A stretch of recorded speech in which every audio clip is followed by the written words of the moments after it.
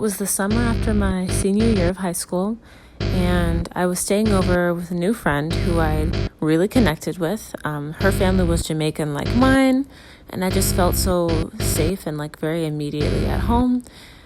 Going to a predominantly white school, connections with other Black girls and other women of color was something I had been sort of deprived of during my formative years, so this was such a good time.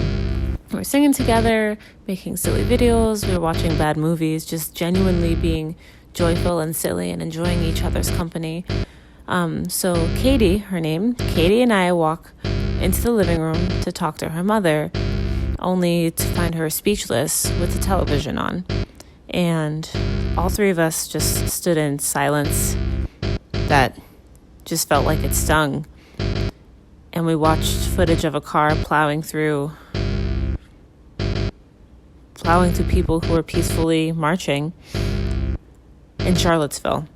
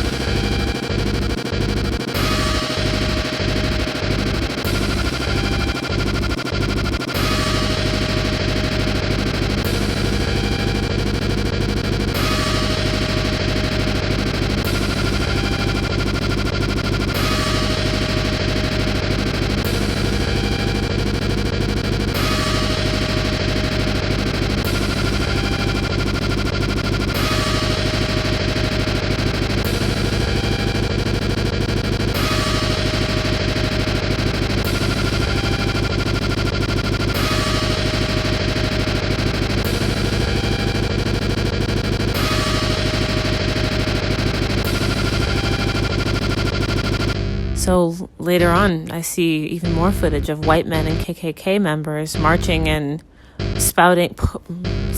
protesting and spouting hate speech. And I'd say I felt like I was in a time machine, but I had never, ever firsthand experienced anything this extreme. I've only, read about it, heard stories from my grandmother and my grandfather. My grandfather did sit-ins during segregation.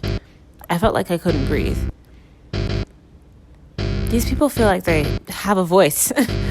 People who are spouting hate, they feel like they have a person in power who validates hate and violence, and we do.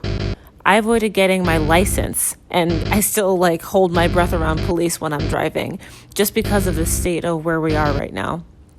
Just in fear of violence. And just a town over from me, there was a Trump supporting rally in front of the library. So I had to take a different way to work. It just feels very almost unavoidable. You feel like you can't breathe.